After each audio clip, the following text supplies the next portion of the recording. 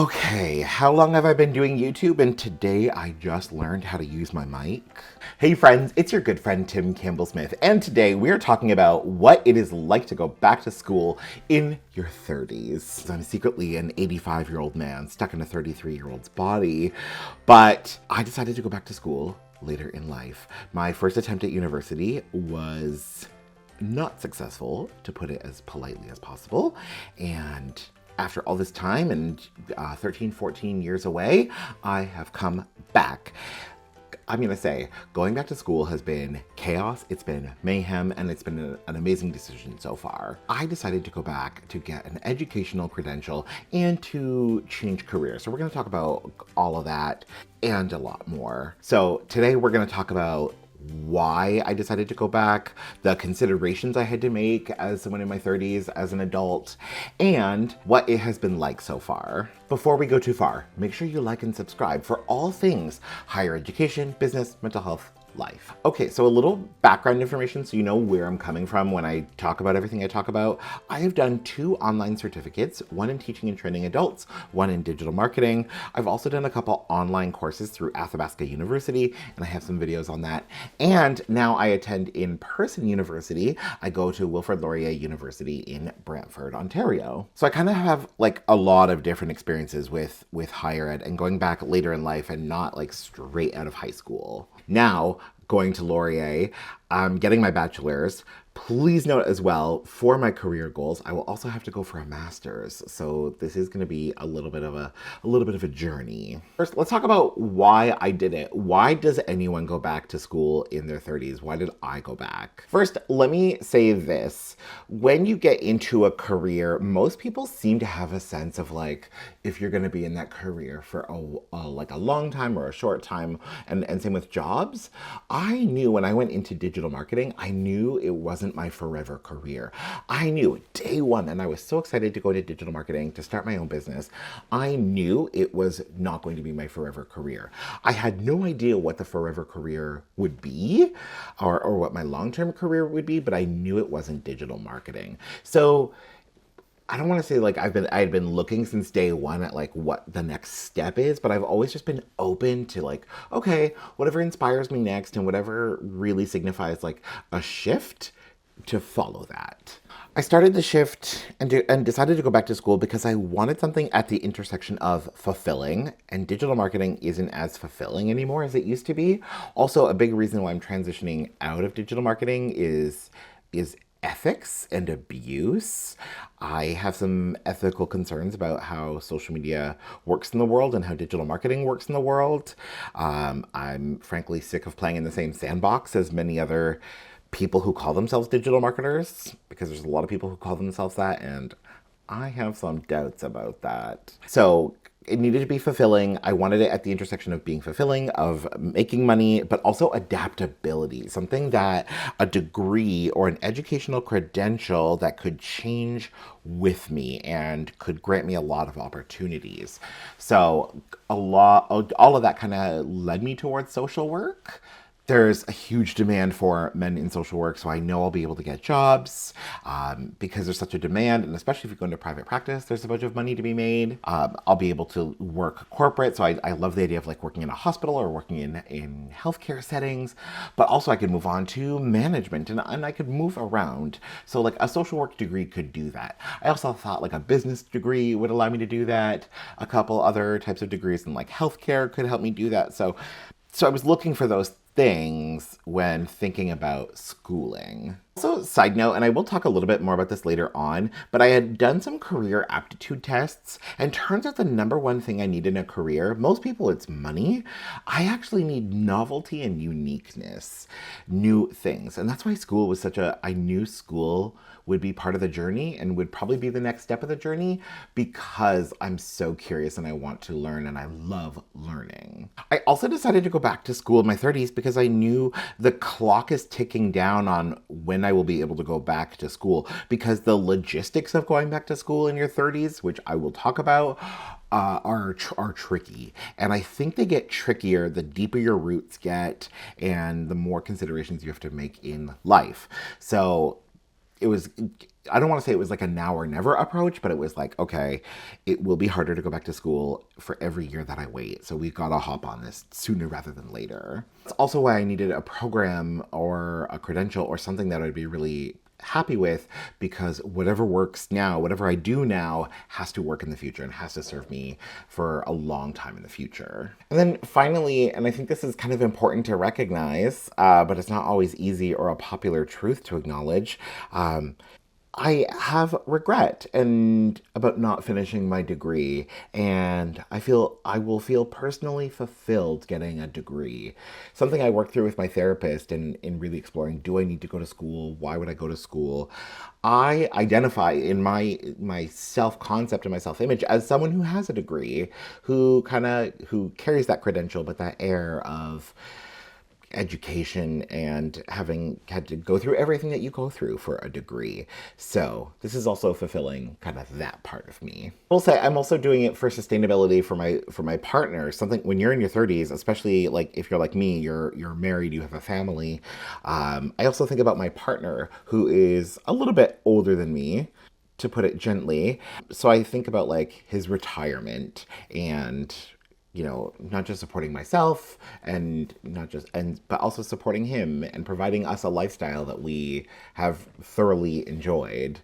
So whatever I go to school for has to be able to provide for that lifestyle. So that's kind of why I'm doing it, why I've gone back to school in my 30s. Now let's talk about the considerations you got to make and the things you have to figure out in going back to school, because there were a lot, and some were easier than others.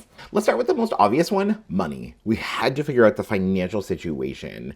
And let me say this about the financial situation, because no one told me this. It's not just about affording attending school, right? At Laurier, at the time of recording, my tuition is about $6,600, I think, which is a fair chunk of change, plus books, plus transportation, plus all the extras and the additional fees. But it's not just the fees you pay to go, it's the missed income, because I can't be working while I'm in class. I can't be working when I have to study. I can't be working while I'm working on assignments. And especially because I'm an A student, I like to get A's. I put in the work to get A's. That takes away from time that I can be earning my income. So that's a thing you got to think about. It's not just the fees you have to pay, it's the lost income. And with the money, I want to say this. A couple questions you kind of have to ask yourself is like, how much are you willing to lose in your income? I've earned a 6-figure income for a few years, and so then I kind of had to figure out, like, well, how much of that am I willing to go without? One, to pay for school, and two, when I'm in school. And with that, and I tried to make this a separate question, is like, what parts of my lifestyle am I willing to give up or to sacrifice or to reduce? My partner and I love to travel. We love experiences. So when I'm paying for school and I'm missing out on income, we can't travel as much. We can't go for these experiences. So we had to figure out, like, what are we willing to sacrifice? Though I will say it was also helpful to remember, and I did not come up with this. My partner has been amazing. More on that in a little bit. He was the one to say, this is very temporary. It's only for 4 to 5 years for the bachelor's and the master's. So it's not forever. Speaking of which, like, the next thing that we really had to consider was, like, I had to consider my partner and my family. There's lots of ways we can talk about this. I want to share something that I've learned, and I want to share it with you, that I learned in a psychology course. I learned actually in a course I'm taking right now on mental health literacy. It's called the social readjustment scale. So there is this scale that psychologists, sociologists, other academics study, and where they have identified top forms of stress that people will experience in their entire lifetime. So there's lots of different stresses. Losing a job, getting a job, moving cities. Death of a spouse is the most stressful life event that can happen. So they identify the top 50 stresses in a person's life. The bigger one is starting back at school. That is a big stressor. So that's a stressor on me. And let me tell you, my first week was stressful. that'll be in another video. But another stressor that's in the top 50 is your partner going back to school. I hadn't thought of that until I saw that social readjustment scale. And I'm like, oh, you're right. Like, this is going to cause him stress as well. So I had to think about that and how that would also change like my family dynamics. I may not be able to go to certain family functions because I have to study or I'm at school or whatever. My partner would also have to change some parts of his life or his lifestyle. So for example, in first semester right now, I only have class on campus 1 day a week, but because we're a single car household, we only have one car. My class goes until 9:30, 10 o'clock at night. He has to drive 45 minutes where I go to school to pick me up. And that kind of changes his lifestyle a bit. So family and my partner is definitely something that we had to think about and figure out, like, how do we make this work? Does this actually work for us as a couple and as a family? Next, another thing that I had to think about was impact. Could this actually get me other opportunities? So for example, I love to travel. So could this lead to travel opportunities? Ideally traveling on someone else's dime. Or are there things that I could do while in school that get me a better chance of getting into grad school or could get me jobs sooner that make more? We had to consider those possibilities. Next, another consideration that I had to make was, do I even have the right mindset? Now, mindset is a term that like lots of people refer to, and a lot of people don't actually know what it means. Mindset is your behaviors, your values, and beliefs. Do I have the behaviors and the ethic to go to school? Do I value education? Do I believe that I can do it? You've got to have the right mindset. This took a bit of getting into, and now I'm still adjusting to. So I knew I would experience this, and I'm definitely experiencing this, but when I go to class, I am the odd man out. And I am acutely aware of how different I look to others. So I kind of had to figure out, like, am I okay with being the odd man out? Am I okay with being different from the other students? Do I have the ethic? Do I have the ability? Do I have the resilience? What if I don't do well? Let me tell you, I'm taking a class right now, and I did not realize it would be as hard as it is. Even though I'm taking 5 classes, my one class in epidemiology sucks up most of my brain space and my energy and my time because it's so hard. I like to think that I'll be fine if I end up with only a B. Anything less than a B minus, I might panic. Am I going to be okay? I think so, but you got to make sure you check yourself on that and your mindset before going into that. Next, you got to make sure you find the right school. Finding the right school was tough. My amazing partner who, and you know, if you have a partner, if you have a family, let me say this, they've got to be fully on board. They've got to be fully supportive. My spouse is amazing. He's wonderful. He's been so supportive, which has made this easy. It's got to work for them as well. So my poor partner, I dragged him on all these campus tours and all these school visits to go check out different schools. And the school has to work for you. It has to work in terms of its location and with location like commuting. At first, I didn't think I could go to Laurier because I didn't think there was any public transit from where I live to Laurier. I later found out that there was, so that's how Laurier became an option for me.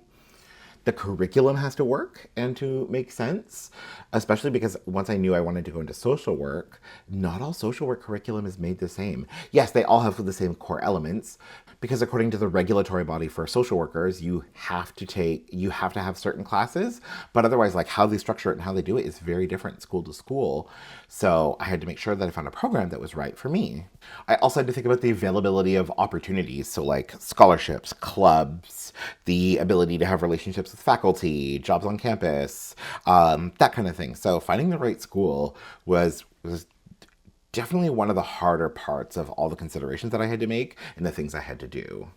And then finally, I started here and I want to end here, financing it. You've got to be able to finance it. So we actually had to sit down with my financial advisor and look at, like, how do we afford school? How do we pay for it? How do we make this work? Taking on student debt in your 30s, very strange experience, but feels like it's worth it. So those were the big considerations that I had to make in deciding to go back to school. Now, let's talk about how it's been going. I've been at it for a couple weeks, so I'm still kind of fresh and new, but I also have done it online.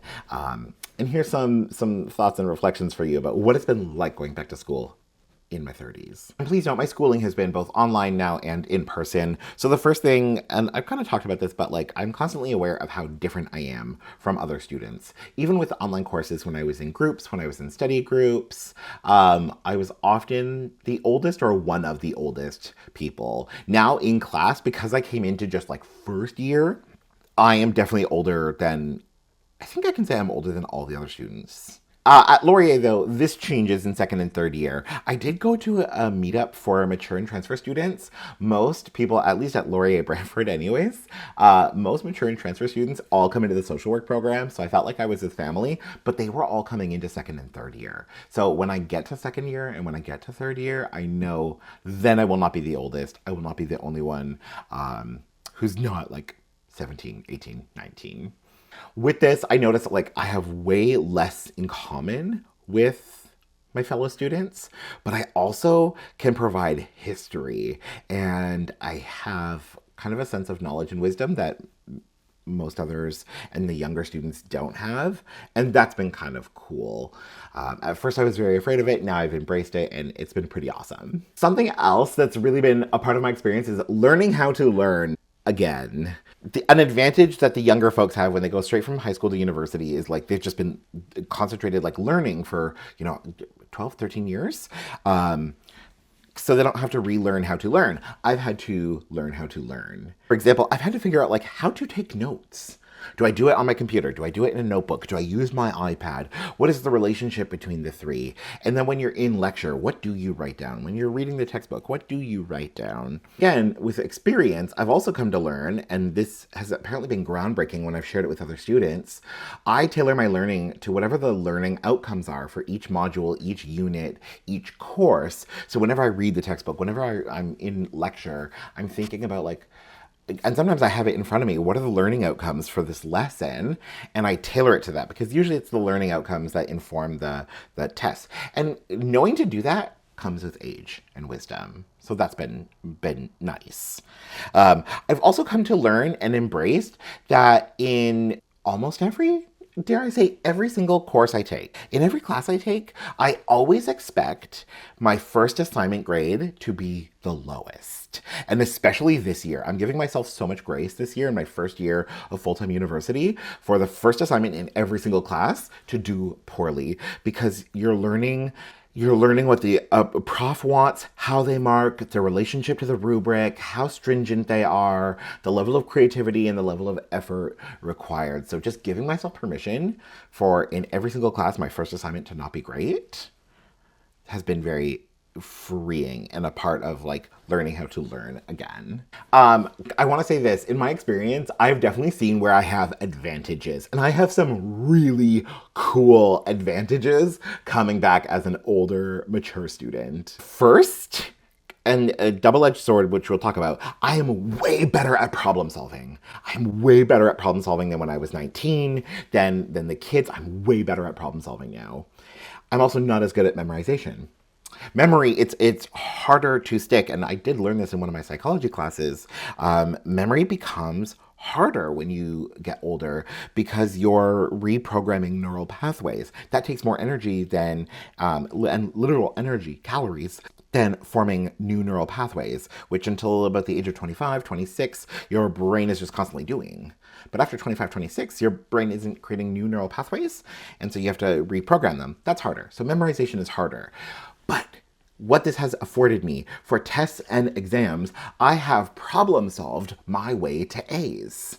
I don't have as much memorized as other people and as my younger colleagues do, but I'm able to problem solve a lot better. I have access to, and I have practiced test-taking strategies that work really, really well. Multiple choice tests no longer freak me out. I welcome them so freely now. I'd say the other awesome advantage I have is I benefit from relationships with profs. One, as a mature student, you kind of stick out, and especially with my classes and my profs, I know they have noticed me and that I do stick out when I look at the others. So I stick out to them, but I also am not afraid to reach out, and I reach out to all of them. I'm proactive. I want them to know my name in a positive way. I ask for help. I build rapport. that is only a good thing. Finally, in my experience, I do notice I don't have access to or I don't have shared experiences with many other students. Finally, I notice I don't have access to and I don't have the shared experience with many other students, but I also have access to more in other ways. So for example, like, no, I will not be joining a study group at 10 p.m. That is way past my bedtime. For one class, like, we were learning to build social capital and social relationships. And so the prof was like, make a group, do something social. And they were all like, what if we watch like a Netflix movie late one night? And I'm like, late?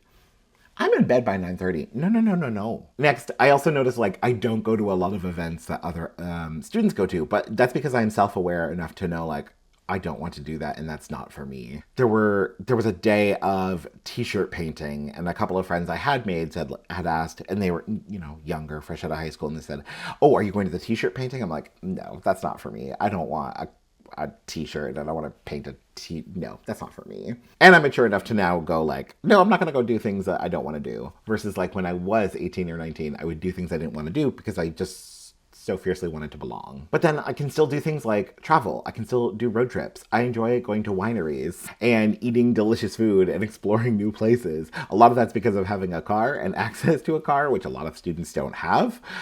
So I have access to that. And then I can share those experiences and encourage folks and say, like, if you ever have access to a car, if you ever have that time, like, go visit a winery, for example. That has been my experience going back to school in my 30s. I will say online at Athabasca, and maybe it's because of who Athabasca attracts, they tend to attract older students who are working and getting a degree while they're working. They did have more mature students like me. There was a little more community building, but like in that case, community building was online. But from Athabasca, I learned the value of a WhatsApp group, an Instagram chat group, a shared Google Doc that I can bring to Laurier. In-person school has been fun. I will say though, going back to school in person has had a steep learning curve. Get it? Learning curve? Going back to school later? A steep learning curve, both personally and academically, with how to adjust my life and how to study and do well in school. Again though, this is also working out so well for me because I really got to know myself and my goals and who is Tim as a human, and that I'm so driven by curiosity that for me, school is fun. I'm enjoying the process of being a student, so that's an added benefit. Comment and let me know any questions you have about going to school, going back to school later in life, and I'd love to keep this conversation going. As always, make sure to like and subscribe for all things business, higher ed, mental health, and life. Otherwise, we'll chat soon. Bye for now.